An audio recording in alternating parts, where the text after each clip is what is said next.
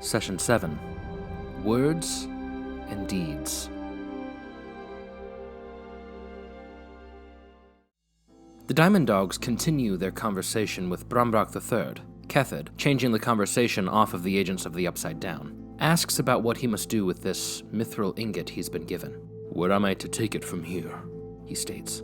"Well, I'm glad you asked, lad," Brambrak responds. "Your way's actually being paid for by the church to return via ship, and this ship in particular leaves on the 22nd of Isuni. That's 11 days from now, lad. You'll be under the care of Jean-Paul Leclerc.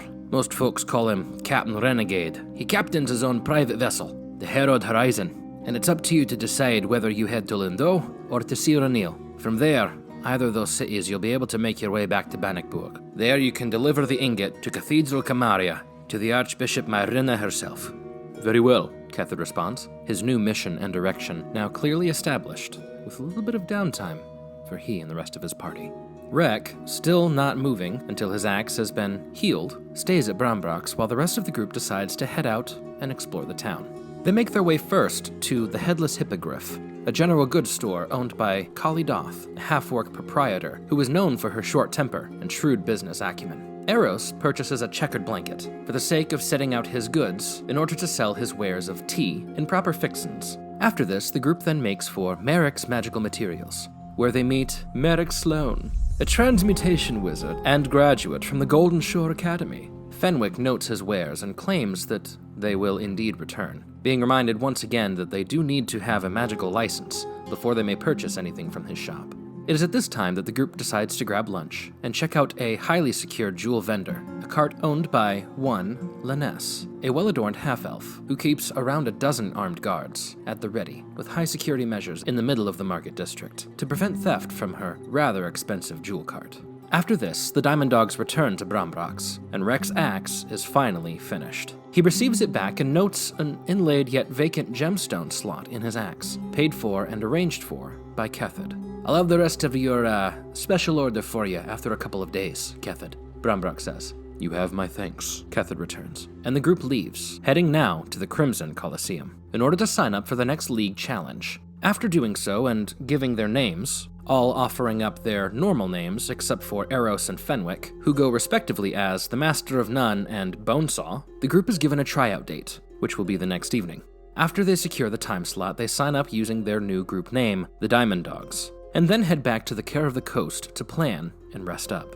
Eros decides to play for the crowd gathered at the tavern, and Mardigan and Kethid note that a bird flies in, perches on one of the banisters, and listens intently. Fenwick, who notices this a little later than Kethid and Mardigan, notes that this lark bears similar markings, if not the exact same, to some of the birds that were in the forest with the Dryad. They point this out to Eros after the fact, and he is rather intrigued.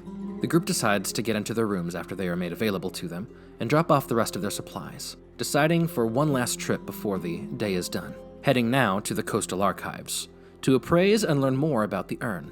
Here they meet Archivist Diggleby Happy Petals, and show him the urn. He tells them that it is from centuries past, and likely belongs to the disciples of the Phoenix. "They were an order of sages and knights from the dead empire of Estalia, the lands of which now host our very nation of Karis. This order was keenly focused on saving civilization from incoming calamity, impending doom they were sure of. And turns out they weren't too far off, what with the Enlightening happening mere decades after the fall of Estalia."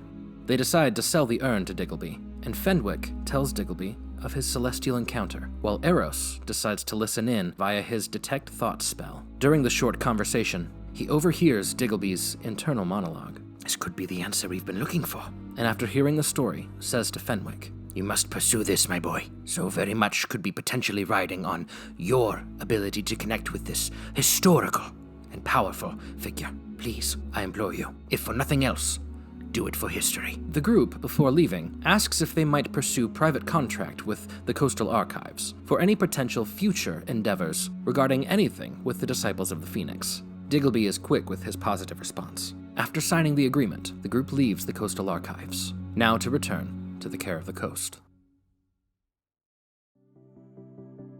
Hello everyone, SpartanBodie here, and this has been the Session 7 recap. Happy Tuesday, or whenever it is you're watching this video. Words and deeds. This was a fun one. I mean, hopefully every single session is fun. There are several social encounters yet to happen within the city of Cœursbourg, and I am able to drop some wicked fun lore on my party already. Now, they don't know the Disciples of the Phoenix from Adam, but I do. And how they'll get about to understanding what this order was all about, well, that takes time. But these are the seeds of a good plot, or B-plot. While they pursue their own interests, the world and life continues to happen. And I love that they signed an agreement with the Coastal Archives to look into potential future endeavors regarding anything they might find on the Disciples of the Phoenix. Ultimately, there's a lot going on in the world. That's what happens when a lot of people are living in it.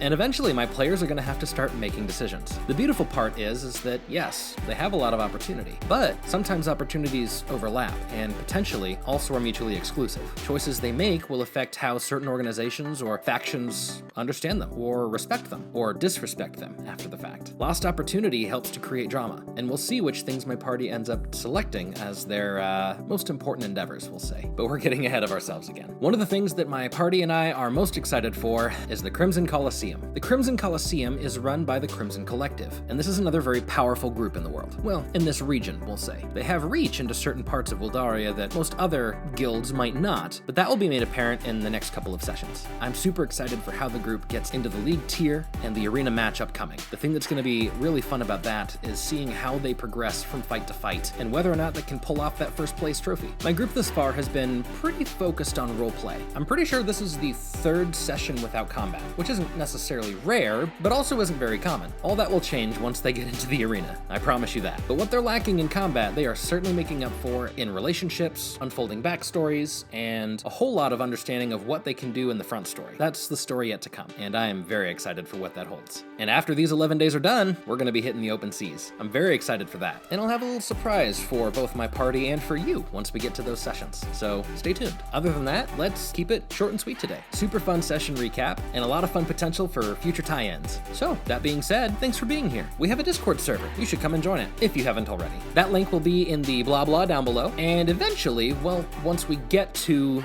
the arena fights, I'll be posting my little template for how to go through a arena tier league kind of scenario, similar to what my players are going to be going through. I found that sharing resources from Dungeon Master to Dungeon Master it's a great way to help build community and camaraderie, as well as just benefit your fellow person, you know? In addition, my handles for both Twitter and Instagram will be in the description below, so check there. And as always, you're a wonderful human being and worthy of love. I hope that you have a wonderful day. Whoever you are, wherever you are, and whatever you're doing, know that someone's in your corner. And also know that adventure is calling. Are you listening?